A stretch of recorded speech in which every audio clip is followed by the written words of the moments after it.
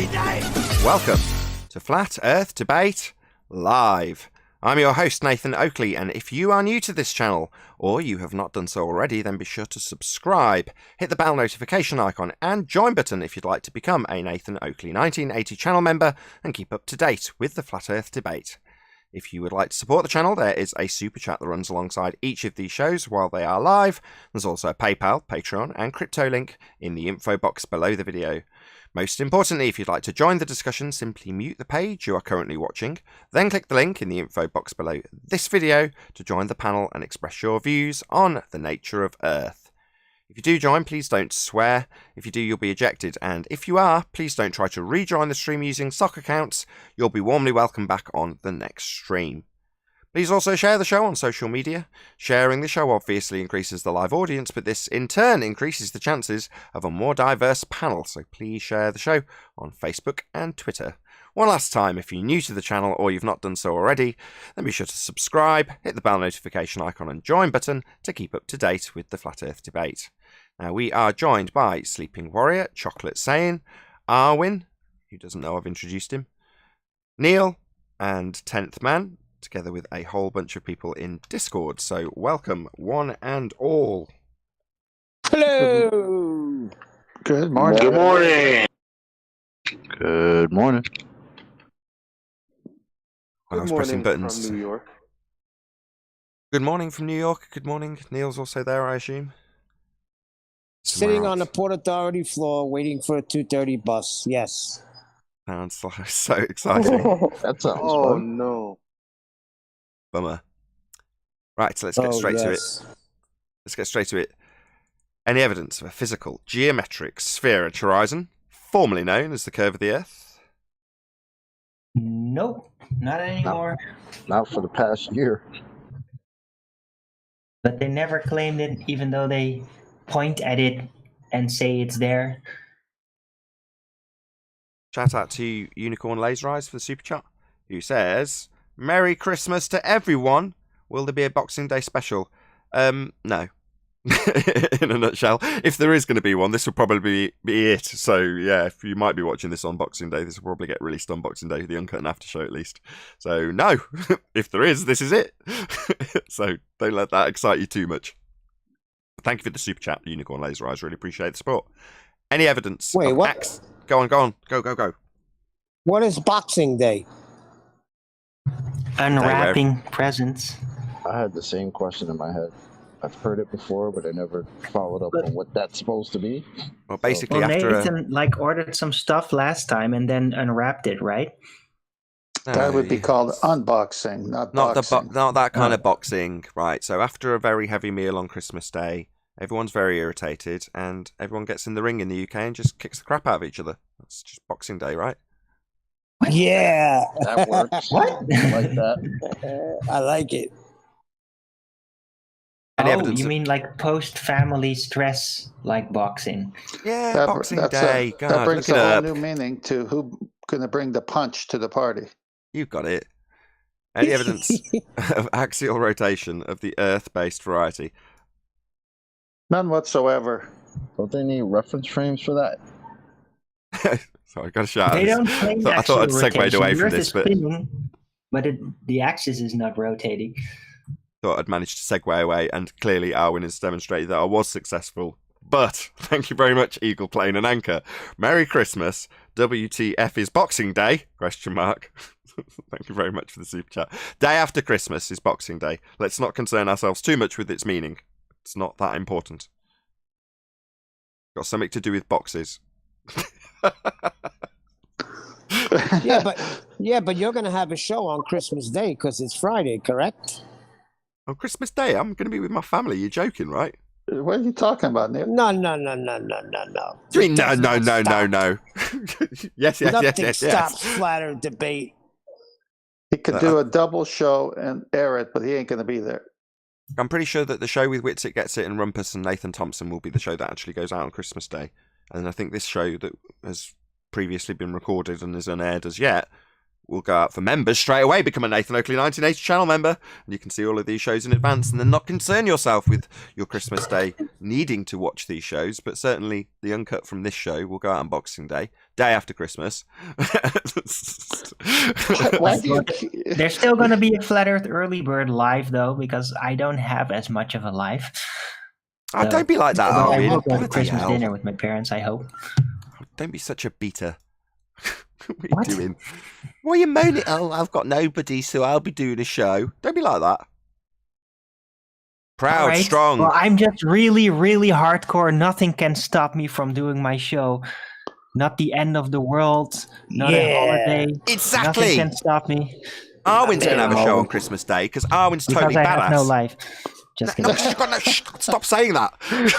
It's because you're totally badass. He had it going until the end. Exactly. I unfortunately rumpused him, so it wasn't fully clarified. It won't get through to the subtitles. Anyway, another shout out to Eagle Plane and Anchor, who says, knockout! I think he's talking about his joke that he dropped in about Boxing Day. Thank you very much again for the super chat. Really, really appreciate the Christmas support. So, no actual rotation then. Arwin was halfway through answering this, so I'm going to go straight to Arwin. Wait, what? What was the question? Axial rotation. Exactly. No, there is no actual rotation. But yeah, they still think the Earth is spinning, though. It's just we don't notice any of it. So one would have to conclude they believe in space-time so much that they think that effectively the space-time bending, there is a rotation within it, and it causes the universe to spin around the Earth so that the Earth is effectively standing still, even though to the universe the Earth is spinning. Is that an answer? Well, you know, it makes more sense that way because if space time is like a quilt that's not actually a quilt, then the ball is rolling down it. You know what I mean? Right. So it's like space-time rotation. It's almost like the space-time Coriolis effect, like tornadoes or the toilet flushing. Ha! Secretly, you've got somebody here who wants a job as an astrophysicist, really. That's what you want, isn't it? You want to be the person pointing and naming stuff in the sky, I think, Arwin. You'd love to be a heliocentric rhetoric writer. Well, maybe. Well, I think you do a better It's job of just it. that I can. It's really easy to me, and I don't care. Like, so yeah, while all these other people are all desperately trying to stay relevant and interesting, making up all kinds of nonsense, this stuff just comes falling out of my sleeve automatically. So Your sleeve. So you're making up more nonsense on top of the nonsense they're already made up? That's Well, no, awesome. he's just doing a better yes, job and than they I'm do. better at it. Better, That's yes, the more exactly. important part. Arwin's nonsense. Sorry, Arwin's explanations within the heliocentric model, not Arwin's nonsense. I take that back. I see what you did there. It's better Arwen's than nonsense theirs. is better than their nonsense. Come on. But yeah, that's a better way to put it. Arwin's heliocentric nonsense is better than their heliocentric nonsense most of the time. Yes, my Just So stories have a higher structural integrity than theirs. Is well put. Any evidence of the distance to the sun?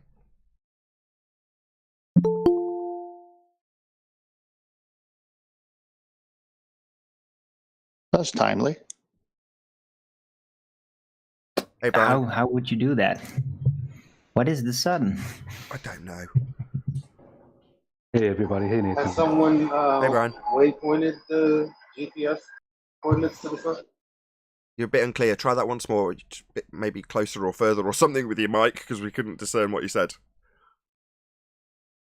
Has someone used Waze or some sort of GPS program to What's figure out the GPS? distance to the sun?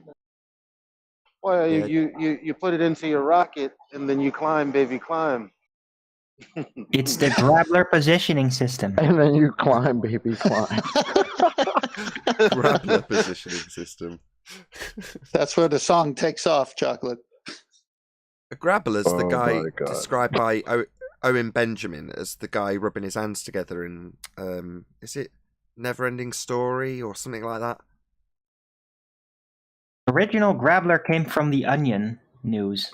Oh, okay. Was a joke article, but it's great and it's stuck. So I yeah, don't know the GPS Grabler positioning system. I never caught the original Owen Benjamin explanation for the Onion bit because I heard him referencing grabblers loads when I was watching him, but I didn't really know what the reference meant. But there's a lot of things like that with Owen Benjamin, eh? So, Nathan, to Elijah's point, how are they spinning it that they told us they had the distance to the sun? Wasn't it something to do with Earth and Venus? Yeah, they assume Venus has the same presupposed radius value, and then they apply Kepler's third law. Okay, and since the Black Swan came out and we realized that the radius is not what they say it is, then GPS, rockets, it don't matter. They'll never know what the distance to the sun is. But they didn't anyway. I mean, it was based on the assumption of R, but no, now they have no R. They have no assumption to derive their assumed distance to the sun either. Yeah, that's correct. Okay. Oh, Nathan, by the way, I just posted the original Onion video about the Grabbler in the chat, if you're interested. Okay. If you want to check it out, it's in the chat. I see that. Thank you very much for posting that. I will check it out at a later stage, not now, for obvious reasons. Any evidence of a self-perpetuating molten iron core at the centre of a presupposed spherical Earth?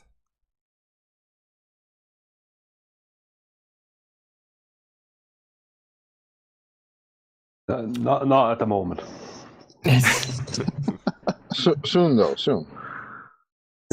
You never know. I was gonna say, They lost their radius, so now it's a presupposed what? It can't be a sphere anymore. I did do a Christmas special I once, and it had Paul Voigt on it. So I don't know if Sleeping Warrior's earwigging this or near his desk, but he was actually on that Christmas special, and he asserted that he did have evidence of a self-perpetuating molten iron core, but he's never actually presented it. So I don't know if that's actually happened in the last, what would it be now, 3 years? Is it 4? Dare I say it? I remember that. He never showed up again, right? He said he was going to come back. He had proof that the molten iron core could sustain its Curie point and all that, and I'll be right back. It's been like 3 years. Maybe he dropped down the deep borehole and get out again. I was picturing... He went to go get cigarettes at the store. He'll be right back. what is it? I was about to say a deadbeat It's a long baller. journey to the center of the Earth. Now he's planning his Brian. return trip. Yeah, Brian. He'll be around in 3 years' time. Just returning videotapes. So yeah, no sign of Paul Voigt with his molten iron core evidence. That's a shame, because there was us all excited for a time. I mean, we've been on Tenterhook since, I think it is 3 years. It might be 4. I don't know. I don't want to get that wrong. It's a long time. Anyway, check out the Christmas special from then. I think it was 2017. So yeah, we started Yeah, pinning you know stuff what on the people irony is? back in the Isle of Man stuff, wasn't it? The I think Paul irony Voigt is- was the first one that got something pinned on him. That's correct. I just reiterate that for Sleeping Warrior's benefit. So Sleeping Warrior said, look, when we get to these points, let's start holding individuals to task on it. We've done it to this day, right? You know, recent examples are Thunderfoot or, I was going to say Conspiracy Cats, but that's not particularly recent. Who else is a recent? Simon Dan. There you go. It's the same principle. So this was originally, a lot of things originally come from Sleeping Warrior that are good ideas. So the housekeeping's that also, but I digress. But yeah, basically hold people to task. So when someone like Paul Voigt says, yeah, I've got evidence of a self-perpetuating molten iron core, it's like, okay, let's have it. We're going to hold you to task on that indefinitely. And, you know, obviously these things fade into obscurity for a time, but then they ultimately resurface. You know, it's not like Paul Voigt hasn't been mentioned when we ask for molten iron core evidence in the past. That's not true either, because we do often mention him. You know, and the same applies with Coriolis effect. Simon Dun's not the flavour of the month at the moment, but it'll still come up. Same with Thunderfoot. Or whoever, Conspiracy Cats, gas pressure without a container. You know, without the container there can be no pressure. Well, all of these things aren't going to be forgotten about. They're pretty much integral to the show, thanks to Sleeping Warrior saying, no, we must attribute individuals who have said these things to their claims that aren't sustainable. Some kind of a list would be nice, wouldn't it? Where we had all the people who made the claims. And just it'd be nice to see the ones that did actually come back and ignore the claims they made and the ones that never came back. We can do that. We can do that. We can do that now just briefly with some of the housekeeping questions already. So in terms of physical geometric sphere edge horizon, formerly known as Earth curve, who can you assign this to in terms of somebody prevalent or even known? Rhombus.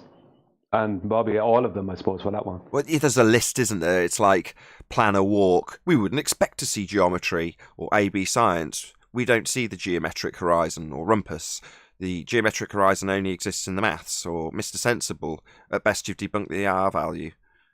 Well, or at best, you've debunked the radius. Kosho, the geometric horizon is the horizon you don't expect to see.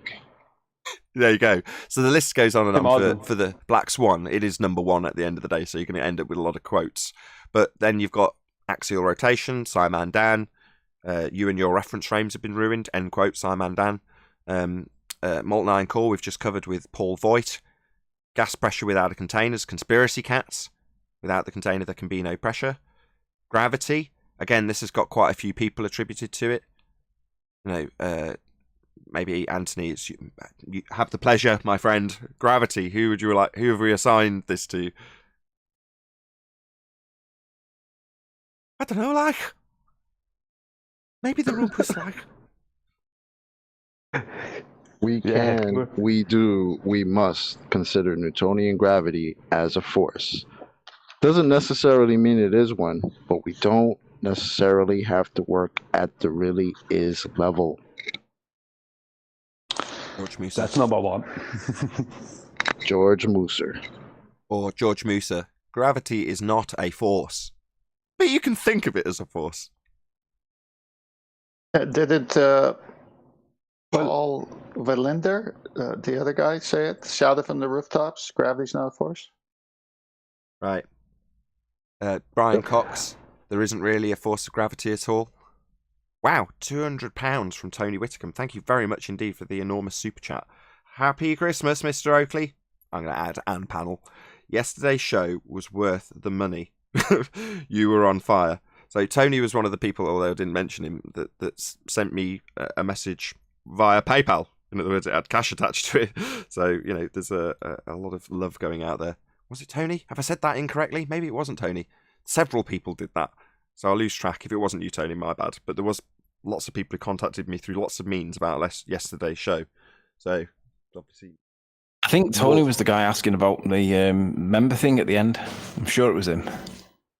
Definitely available now to all members. So, as I say, it's had a lot of views. If there is an issue, it could be a glitch, but it's definitely available to all member levels. If you're a member, even at the Penguin level, the lowest level, you can still watch it. Yeah, it was available. I'm a member, and it was available straight after the show there, more or less, yesterday. Yeah, I went out of my way to sit and baby it until it was, as soon as it was like processing SD version, right, I'll publish it immediately then. So it went out pretty quickly afterwards, even though it was a 3.5 hour show. Anyway, should we move on with housekeeping? We're attributing people to gravity. I think we've got loads. There's the most famous people in terms of they're way beyond even the treks that we get here in the trenches. Dare I say it? You know, you've got DeGrasse Tysons and Brian Coxes and Moosers and various other people who are all debunking gravity as a force, because it's not. You know, that's 105 years out of date. Go ahead. Go ahead, whoever that was. Feel free. Redman. I think it was Elijah. Elijah, was it you? Yeah, I was just saying Veritasium, maybe? Channel, I'm not sure. Gravity is not a force. A Veritasium, yeah, you and Chocolate both got there at the same time. Yeah, indeed. So he isn't in the trench level, I would say, Veritasium, down here in YouTube land, rather than reaching the masses on the networks. But yeah, definitely. There's loads of them. But let's move on. There's plenty of... I don't know if we can do the same thing with people like Tony Purcell for the next question, but any single viable hypothesis from any of the fields of astronomy, cosmology, or astrophysics? Faulkner, Purcell, got all sorts with these. Nothing from Dr. Becky, 10th man? Dr. Becky. No. What about Ed Freeze or someone? He's sure he said something. Or Choikey. They definitely said yes to that. What a team. That's irrelevant. Right. Right. Tony, you there for some other Tony or Tony Purcell quotes? No, we're going to move on because I can't remember any. Well, I've got a PhD. I'm the more educated one. I know more about this subject than anyone. How can you? And then Spurs takes him down. I think that Tony PhD is there's a couple of there's two types of PhDs. There's PhDs like Tony who don't really have anything to back up what they're saying, who are PhDs in things that aren't real science, and all they do when challenged with any real argument is they'll try and shout you down and get you to respect their authority. Then there's other PhDs who are actually interested in the truth, and actually do use things like the scientific method within their work. People work in biochemistry and things like that. So, I mean, they're not all perfect, but you're less likely to get shouted down by one of those. If you tell one of them, look, gravity is not even a force in the mainstream narrative, they'll probably even know that already, But someone like Tony Purcell, he won't even know that. He'll still be asserting it's a force,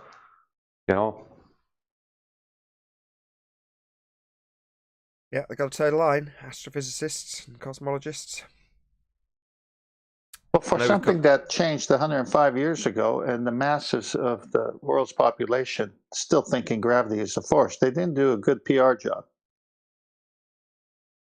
No, and why would they? I mean, if you're changing a fundamental part of a rhetoric that people think is their actual world rather than just a model-based description in mathematics and abstractions, which is then to be reified by the people, you don't tell them of the changes, you just let them take a very long time to take effect, to the point where people still don't know that your gravity as a force has been superseded 105 years ago by Einstein.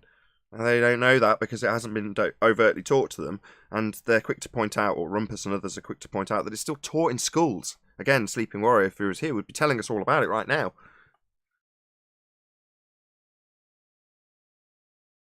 Just so that in-joke makes sense, Sleeping Warrior is actually here. There he is. He's just not really here. He's here in spirit only. I know we've covered this with conspiracy cats already, but any evidence you can have gas pressure without the necessary antecedent of a container to press upon? That's impossible, and we've asked them to demonstrate it because their version is that you have our gases that we breathe right next to 10 to the minus 17 torr vacuum of space without any kind of barrier, and they haven't been able to do it. Can't have gas pressure without a container. Well, after the stratus, what's known as the stratus pause, which is the line between the stratosphere, the kind of dividing line between that and what they call the mesosphere, there is nothing after that other than NASA sounding rockets. That's all they have after that. So that means these rockets are going into space, a violation of entropy. So there is absolutely nothing of any kind of a measurement that like with using a barometer or a thermometer or anything like that, or any sensors. There's nothing after the top of the stratosphere, which is about 50 kilometers up, 31 miles or something. So there's absolutely nothing after that of anything solid. There's no evidence of anything after that, unless you want to believe NASA and whoever else. We've already covered that, so they're claiming to be taking images and measurements from a violation of natural law, entropy. So no, you don't trust NASA, they're lying through their back teeth.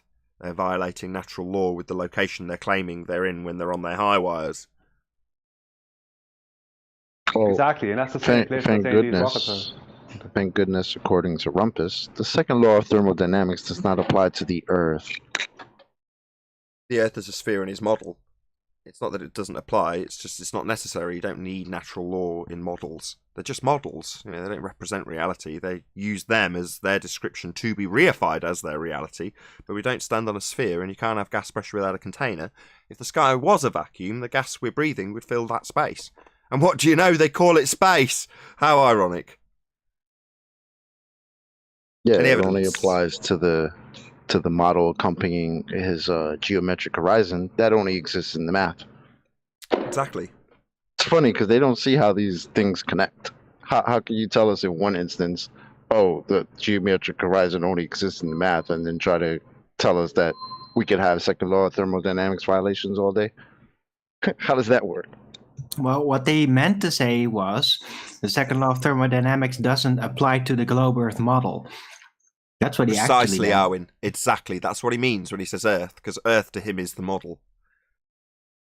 That's why he said yesterday the independent variable is a number. Science is about measuring numbers. You can experience all of these wonderful quotes before Christmas Day. It will be released after Christmas Day, but if you become a Nathan what's Oakley the length 1980 of channel, 3? are you ruining my plug? God damn you, Arwin!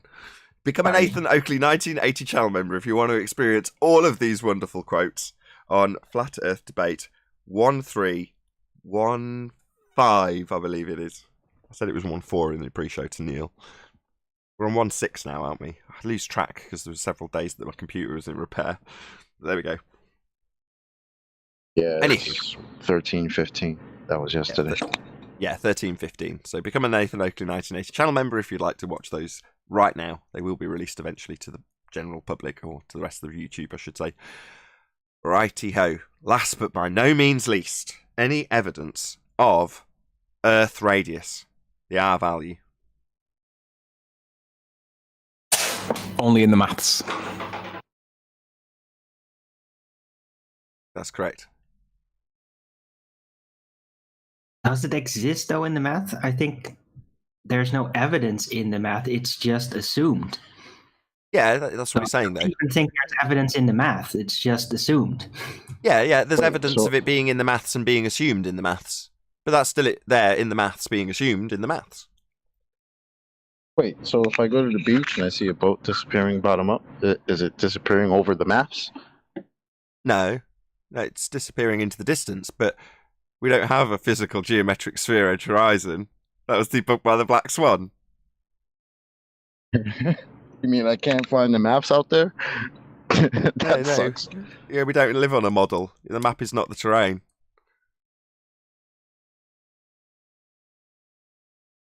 Oh, that's a shame. It is a shame if you're a funder who believes you're living on a model called the heliocentric model. That concludes the housekeeping. The Earth is obviously and observably flat.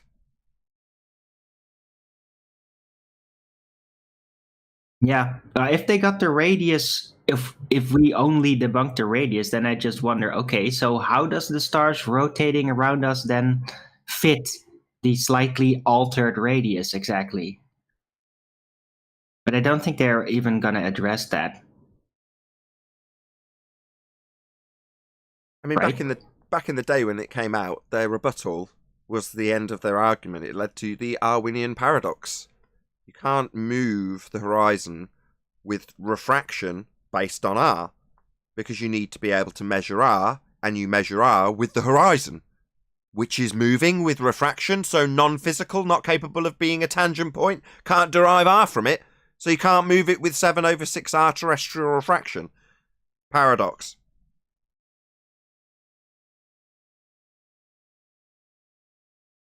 Well, Arwin used an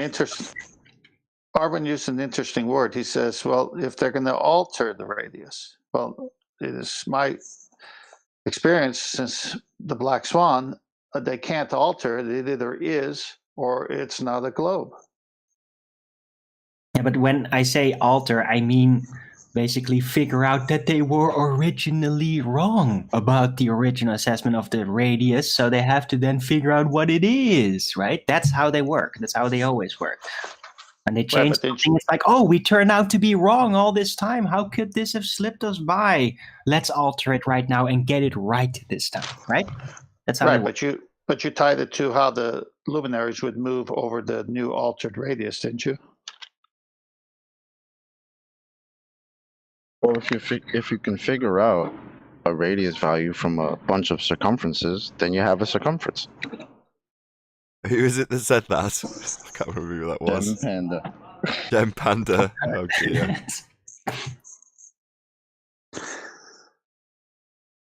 Look, we got so many of these crazy baller sayings. We could literally make a Christmas bulb for every single saying and then hang a giant Christmas tree full of it by now.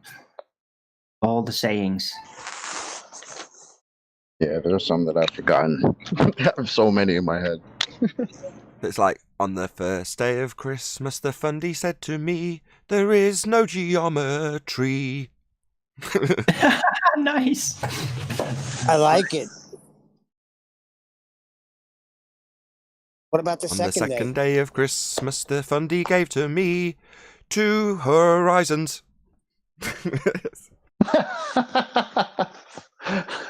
One black swan. Now you got to keep it going. You could just go on with horizons. Damn, why didn't I- Just keep naming horizons, I have to adding them go on. right in- That's a good idea for a song. One visible, I should've one did that apparent, for Christmas. one rational. It's been done a couple of times before, though. The first one I remember was from that. What is it again?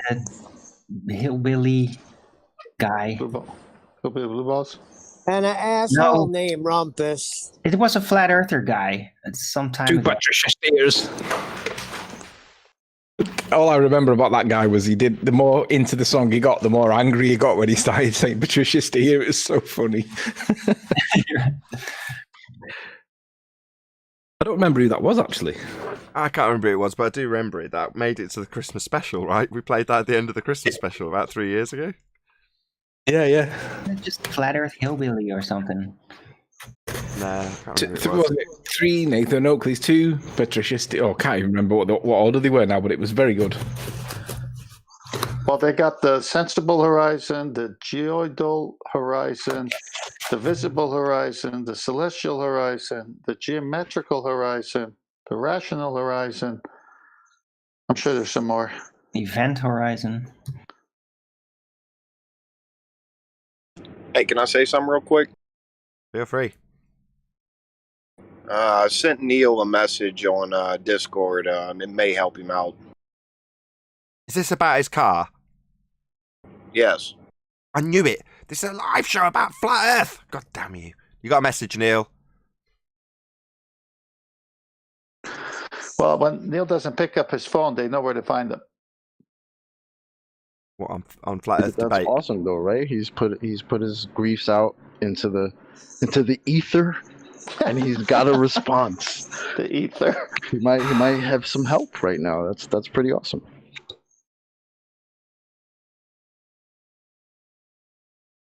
Ether, you say? Yes.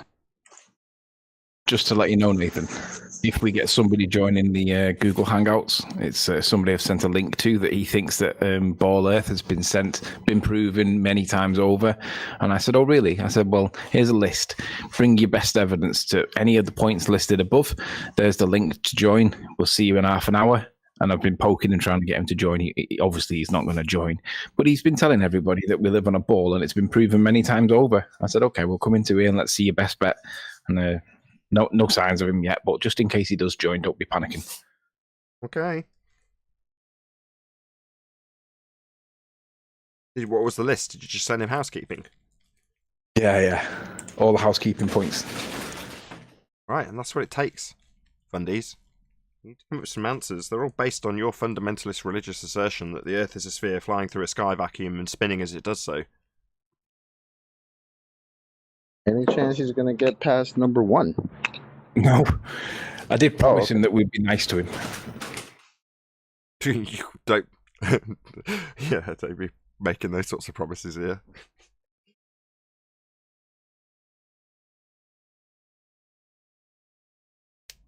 Speak for yourself. Sorry, was that a question to me? I was saying, you told him we'd be nice. You should have said, I'll be Yeah. nice. Speak for yourself. He was going to... Well, I was going to hold his hand and make sure that he didn't bite his head off. His name's Michael, but I don't think he'll join. So if you're out there, oh, hang on. Michael Parsons, his name is. Well, hopefully we'll get the pleasure of Michael Parsons. In the meantime, Christmas carols it is. It's beginning to feel a lot like Christmas. Come on, everyone. No? Shout out to Shout out to our junkie. Earth radius is superseded by open brackets A, R, Wigan paradox. I don't really know what that is. Arwinian. Oh, my bad. Arwinian paradox. Right on. Thank you for the super chat, Al Junkie.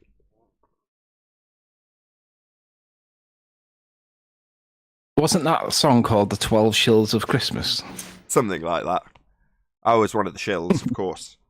I woke up this morning, checked my messages, and was essentially being called a shill by Pete Shea in the comments. It's so polarised, that comment. Sorry, go on. I got two images of Master B. I'm going to bring this back to the radius. So besides Eratosthenes with the shadow from the sun in the well, they've attributed the Earth radius within real close numbers to him by these individuals in the two images. I can't pronounce that first one. Aryabhata, Indian mathematician. Then, of course, Al-Biruni.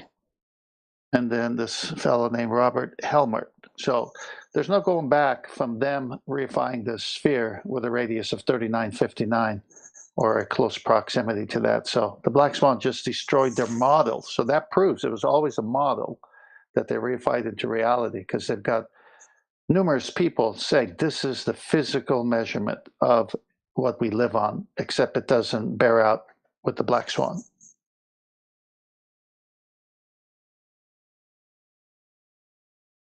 Right on. We no longer have a physical geometric sphere edge for a horizon. And we only have one horizon. Their horizon is geometric. That's until the Black Swan came. Now, we do not see the geometric horizon. Well, then Globe Earth is dead. Because you need to. It's supposed to block things into the distance. You're supposed to be able to calculate it with feet and inches. It's supposed to be very accurate. But yet we do not see the geometric horizon that blocks boats and buildings and is claimed to be Earth curve.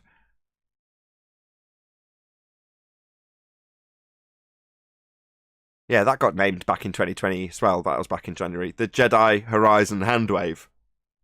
In other words, declaring the relinquishment of their assertion that the horizon is physical and blocking stuff by telling us that it isn't. Like, these aren't the droids you're looking for. This isn't the horizon you're looking for. What, the one in your maths that you said was Earth curve? It's not that. Welcome to Flat Earth. Isn't it quite politically interesting that the guests yesterday are basically not ballers, they're on our side, but yet they joined and they got treated the same, almost, that the ballers get treated? I mean, I know that they were a bit more politely spoken to most of the time, but the point is that they weren't really treated that much different to people that are zealots on the Ball Earth side. So when those criticise Nathan for having an echo chamber or whatever, go and look at that show and see how echoey it really is, because it's really not. Did I see something that Danny Faulkner was listening to the show and he said this is better entertainment than the W? No, it was a soccer account. Oh, that's a soccer account. Okay. The real Danny Faulkner can't come in here, can he? He made a book refuting the claims of the flat Earth, where he had a whole chapter dedicated to gravity, but didn't mention Einstein once. So I just find that interesting that he professes to be a self-proclaimed authority on the topic, yet didn't mention the leading science. I wonder why. Didn't he give it a cursory mention? Unlike many pages later. Only in the context of special relativity. Right. I was going to say, not in the context of the discussion, but later on he gave a cursory mention, maybe 2 sentences.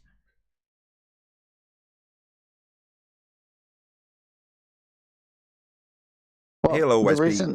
Go on. The reason you're bringing that up, Anthony, is because if he did, what would it do to his argument?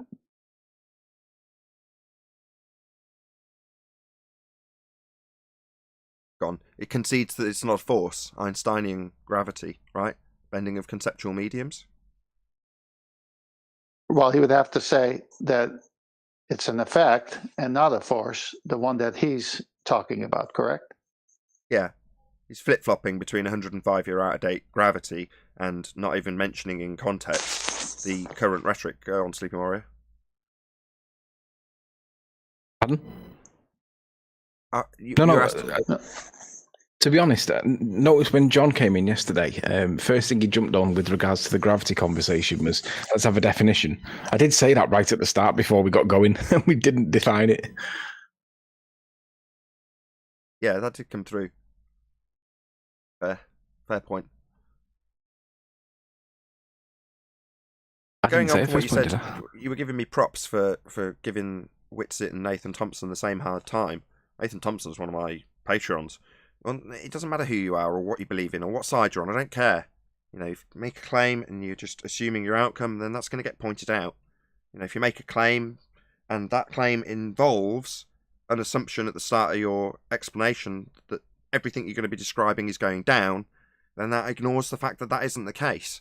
And that's where the argument ends. Yep. Well, I don't care where the argument comes from. It would be biased if I was to not attack somebody who doesn't have any provable, demonstrable evidence, scientific or otherwise, for their claim when their claim starts with an assumption that everything goes down, because it doesn't. Well, I don't care. It doesn't matter who you are. I'm sorry, Witsit. I take no pleasure in it, I assure you, Witsit. I also didn't appreciate being called dishonest. But there we go. That's just how things happen in the heated moment. Maybe I'll get over it.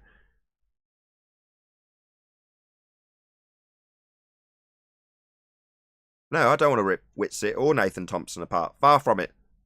I actually like both of them. You know, they are actually people I would go out for a drink with. As in, I like them.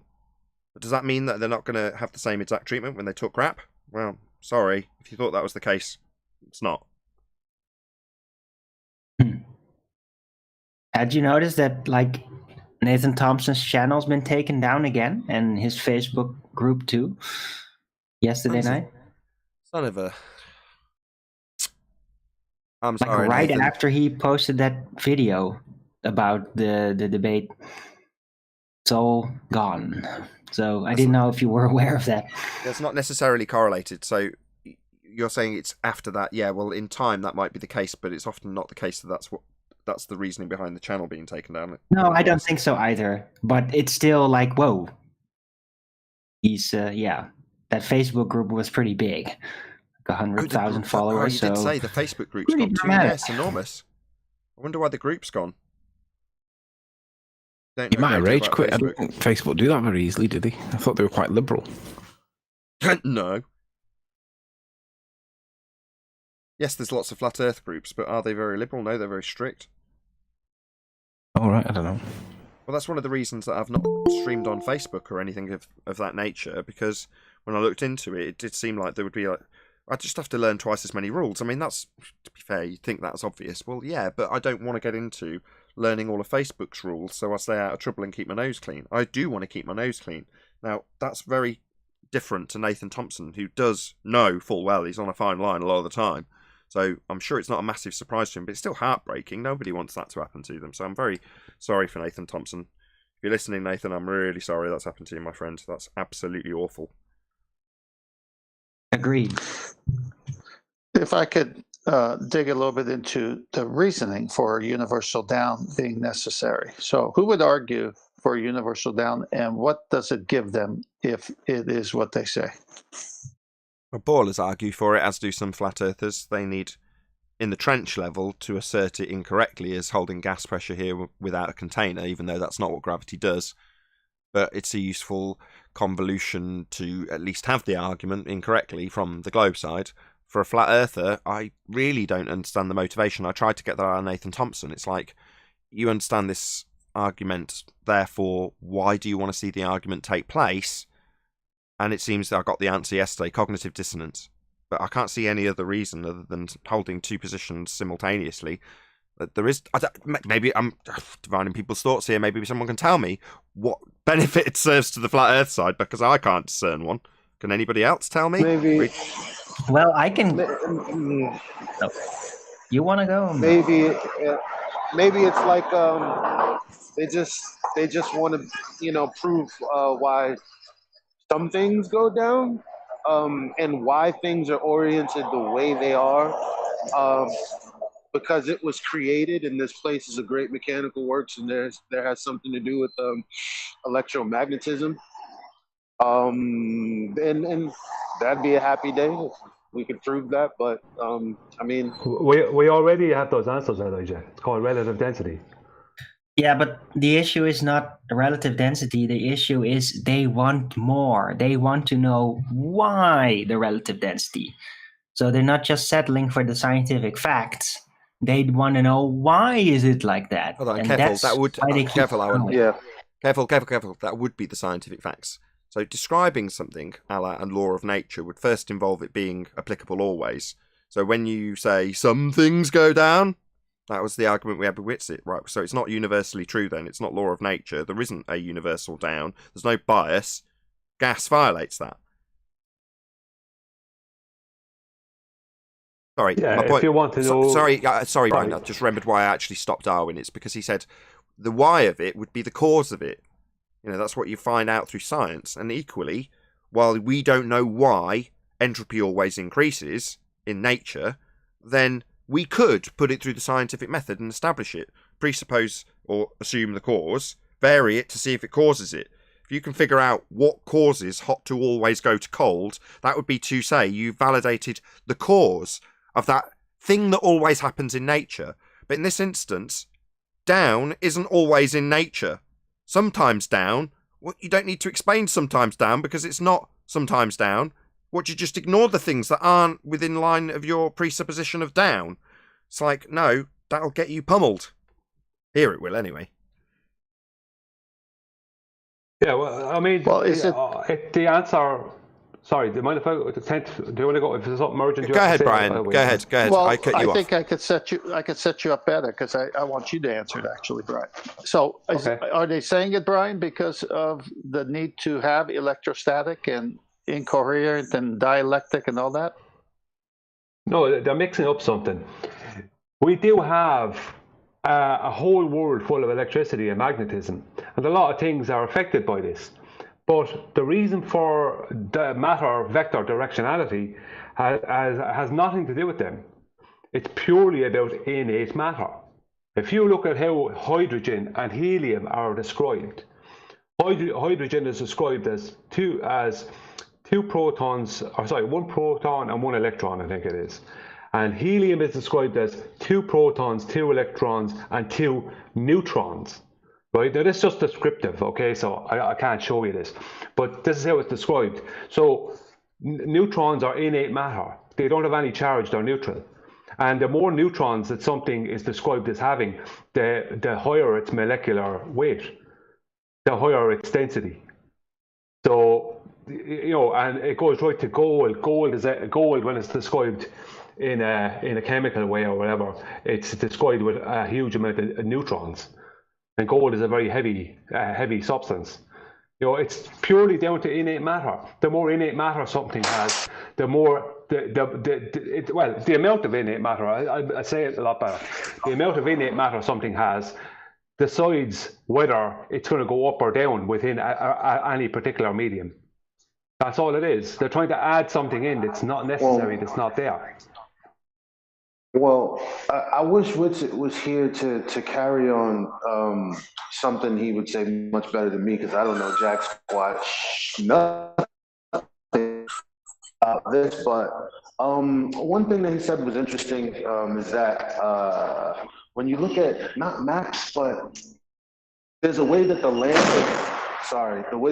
is set up in which it appears to be a tripole, which doesn't actually, because we have two poles, so like a dipole, but we have what appears to be 3 based on our data.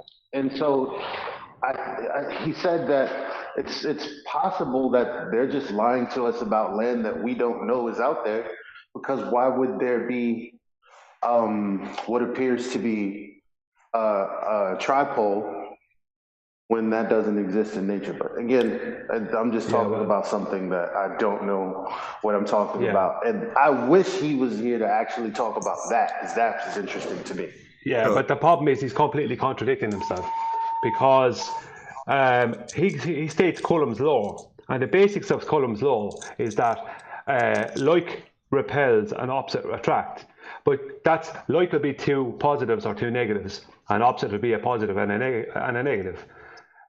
There is no such thing as 3 poles. You have 2 poles. To anything electric or magnetic, there's only 2. I'm not putting it onto you. You're stating what No. Can I just add something? Sorry, guys. Hello. Just want to add something. So it's actually on screen. by pure coincidence. The map on screen now is what I use for the backdrop to Flat Earth Debate's thumbnail. And as you can see it without the words Flat Earth Debate over it, this is an azimuthal equidistant projection from the North Pole, and with magnetic fields plotted on top. It's actually plotted as a quadrupole system. Not 3, but 4. You can probably see it. I'll trace it out just so you can see what I'm talking about. 1, 2, 3, 4. Although it's difficult with this stupid thing coming on the top of it. Nevertheless, you can probably see just by glancing at it. It's also on my thumbnail. But this is a non sequitur in terms of when you assert, when describing how we have an attributable force, electromagnetic or otherwise, or whatever you want to call it, to why things go down. Yeah? But things don't all go down. So making the assertion that you need to figure out with dielectric incoherent magnetism how that's making things go down, then it's got to be making things go down. Well, what about a balloon or helium or gas? Well, they don't go down. And they don't have a bias. So it's nonsense. Because it's not true universally to anything. No, I agree. I agree. I think I've worked out why Bob thinks that there's a bias. If you look at what the lightest solid is, the lightest meaning the least dense, the less dense solid out there, it's that aerogel, that blue stuff that looks a bit like a cloud. Have you seen it? Man-made. Go ahead. Yeah, man-made, but it's the lightest dense. It's the least dense solid that they can make, I believe. Might be wrong. Don't quote me on it, but I believe that's the least dense solid, and it's still 6 times more dense than air.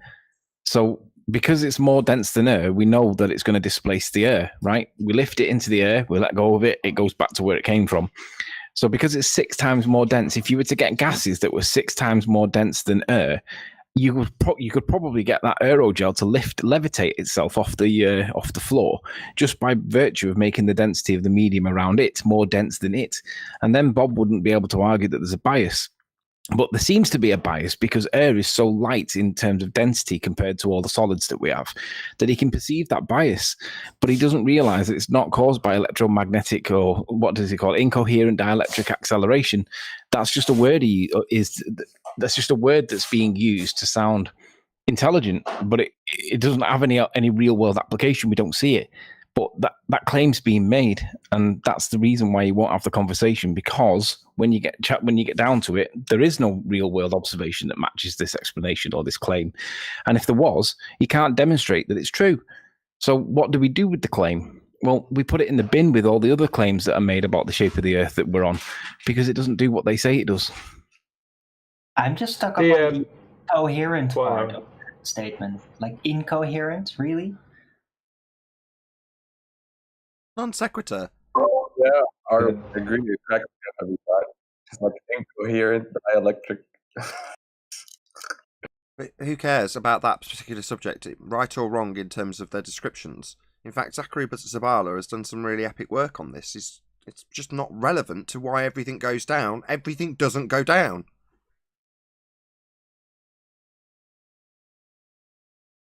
When I hear the term incoherent dielectric acceleration, to me, that's something that would be very sciencey, and it's like saying quantum gravity to someone. It sounds like, wow, what an important, fantastical, complicated matter that I could never understand. You know, it's one of these things when the truth is so much more simpler, and that what they're saying has absolutely no relevance on it. And it's just a case of them not being willing to accept it. So do you think that Anthony's point, if I could state it the way I think I heard it, is that they have a downward bias because in the reality we live in, most things are heavier, denser than the air. Yeah. I mean, it's pretty self-explanatory. He's misidentifying the downward bias. He's misidentifying the downwards bias to be the medium of air that we live in. Most objects are more dense than the medium of air, so you would perceive that most objects fall to the ground because that's where everything's looking for its equilibrium. And you see that with balloons, you see it with smoke.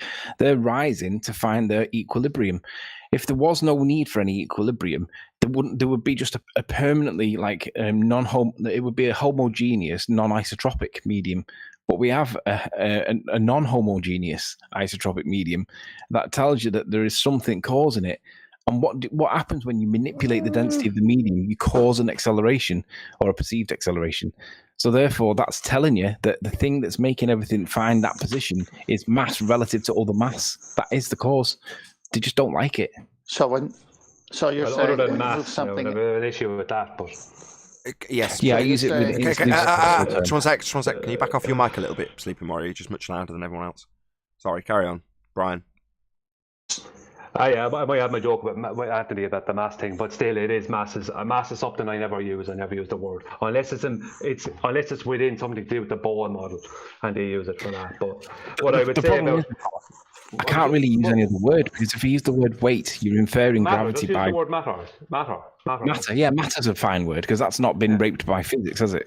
No, Well, the concentration of matter in a given volume, you just didn't have the in a given volume. And they use that to describe the density of things. And what we're talking about here, well, we're talking about relative density. So you said, not incoherent, what was the word you said, what type of matter?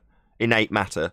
Well, the amount of it in a given volume would be its density. We're talking about that relative to the medium, and the incorrect assertion that based on our observations in the medium we exist in, that would be air, that we have a bias downwards, because it seems that all solid things, that would be to exclude with by caveat or begging the question fallacy, the things that don't do that in this medium, simultaneously ignoring that the same exact things could do something completely opposite in a different medium like water. So it's medium specific, that would be the density of the medium, relative density. That's what we're describing. It's relative. There is no downward bias, only a perception of one based on the medium we're in and a ignorance of the things that aren't doing that. It's funny because if you listen to Ken Wheeler describing weight, he always says that weight is relative because it is medium specific. Now, for some reason, Bob hasn't picked up on that. But if Bob was to pick up on that, even coming from Ken Wheeler himself, Bob would have to acknowledge that the medium is causing something. But he ignores that bit for some reason. I can only assume he's never heard him say it. But if now Bob is listening, he should be aware that Ken Wheeler tells you that weight is medium specific. It depends on the medium that you're in. Since when is he bringing that up? Because I've been saying it for months. Well, going on his comments that were the chocolate soul that chocolate posted yesterday. Them comments tell you directly that he actually doesn't understand relative density, because he's saying if I go up 100 foot in the air on a ladder and I step off the ladder, why don't I go up because that's less dense than down? He doesn't understand the relationship, it seems. That's the best bone I could throw him, is that he just doesn't understand. Either that, yeah, I'm just throwing him the only bone I can. And with that, I'll say, first and foremost, a massive thank you to Retro Bill, who says, greatly appreciate the direction of the show lately. Thank you very much indeed for the super chat, Retro Bill, and everyone else who smashed the super chat, liked, commented, shared, subscribed, and all that good stuff. If you are watching on either Nathan Oakley 1980 or Nathan Oakley Premiering streams, then stay tuned, as there will be an after show to follow. Unfortunately, if you are watching this live, this is where we bid you farewell. Be sure to check out nathanoakley.com and the Flat Earth Debate Forum to keep up to date with the community debate. I've been Nathan Oakley. Stay tuned if you're watching on a premiering stream, and I'll see you all in the next video.